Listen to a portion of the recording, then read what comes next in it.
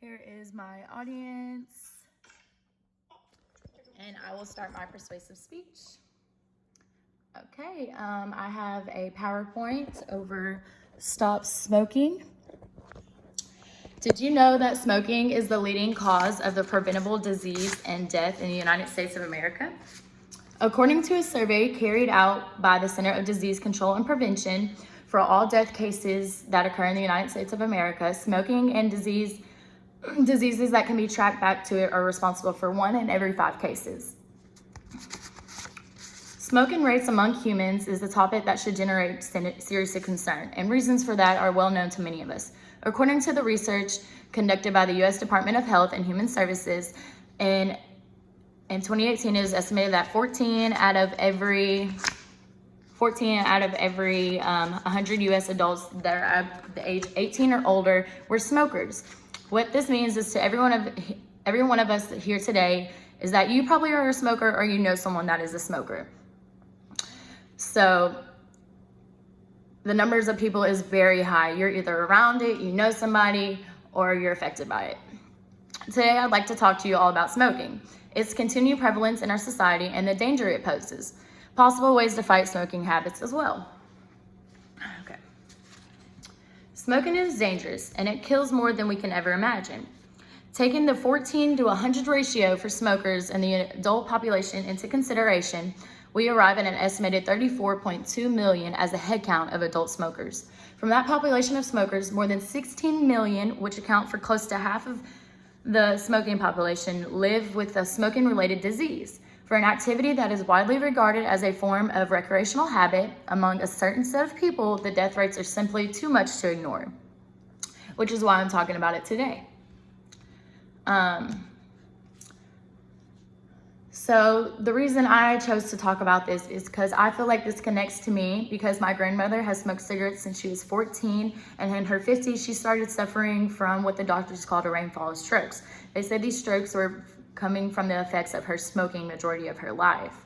Her recovery started with rehab and having to learn how to speak again, write, do math, and even walk. After rehab, she used the nicotine patches to come off of smoking cigarettes, and I've seen firsthand what cigarettes can do to someone, so this is why I felt it was needed to be talked about. I also put that into my slide. Okay, smoking is highly addictive and very hard to stop. Tobacco contains nicotine, a popular stimulant whose intoxicating effects are usually less as intense than hard drugs like cocaine. The difference in the intoxicating potentials of nicotine is what makes it easy and rampant for smokers to want to smoke more than they use of other substances. It's harder to get off of. While it may appear outwards that the effects of smoking tobacco are mild, nicotine stimulates the adrenaline glands and causes a dangerous rise in blood pressure and respiration.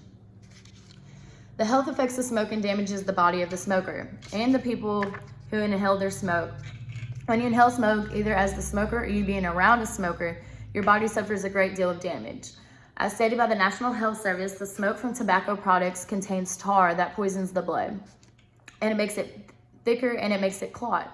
That was my problem with my grandma. She, after she had her surgeries, after she went through rehab and stuff, she eventually got a blood clot in her leg, to which later led her to having to get her leg amputated. This narrows the arteries and it reduces the amount of oxygen in the blood circulating. This increases the risk of a heart attack or a stroke. Smoking also increases the risk of having stomach cancer or ulcers. Research has revealed that smokers are 1.5 times more likely to have kidney cancer compared to non-smokers. Speaking of smoking, the lungs are arguably the most affected part of the body. Smoking causes the body to develop colds, coughs, and sometimes asthma. Smoking causes 84% of deaths from chronic obstructive pulmonary disease, which is COPD. It is a collection of lung diseases that include chronic bronchitis, among others. Other symptoms include breathing difficulties and persistent cough. So I put in my slideshow problems with smoking. Smoking is highly addictive and very hard to stop. The health effects of smoking damages the body and the smoker and the people who inhale their smoke. Speaking of smoking, I've already stated that. And then smoking also increases the risk of having stomach cancers and ulcers. So like I just repeated, I put that in my slideshow. While smoking is so addictive and hard to stop, it is not impossible for anyone who has or at some point been addicted to smoking to stop. It is hard to bear, but the pain would eventually experience the side effects of smoking is harder to bear than trying to stop smoking. The American Cancer Society suggests a couple of proven methods to quit smoking. And I have listed these methods on my slideshow as well. You can see them here, but I will go over them. So a couple of proven methods to help quit smoking is set a date. Call it quits with smoking is a tough decision to follow through, but setting a date for the day that you finally quit will help your ability to finally quit. Inform your friends and family. Tell people who matter to you that can help you resolve and quit in the addiction. Tell them, have somebody hold you accountable. Get rid of everything that reminds you of smoking. These include cigarettes, ashtrays, matchboxes, or lighters. Get rid of these items and replace them with oral substitutes you can chew to resist the urge to smoke. Also, try not to be around people that encourage smoking if you're trying to stop smoking. Avoid smoking crowds. Try as much as possible to never stay in a place where the other people are smoking that might trigger you or urges you to want to grab a cigarette.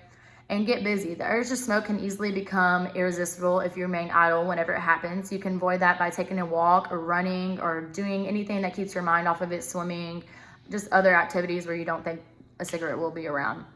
Also, some other solutions would be a nicotine patch and gum. You can also get a prescription of nasal spray or an inhaler to help you stop smoking, which that's what my grandmother used, was nicotine patches. So I hear it's a good substitute.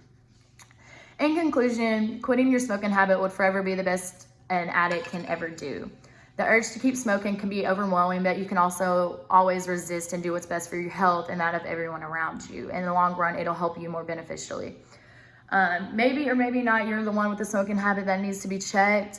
Whichever way, I want you to know that you have the power over it as long as you want to. All you need is a decision, one final decision that you're done endangering your life. Make that decision and follow it through the end.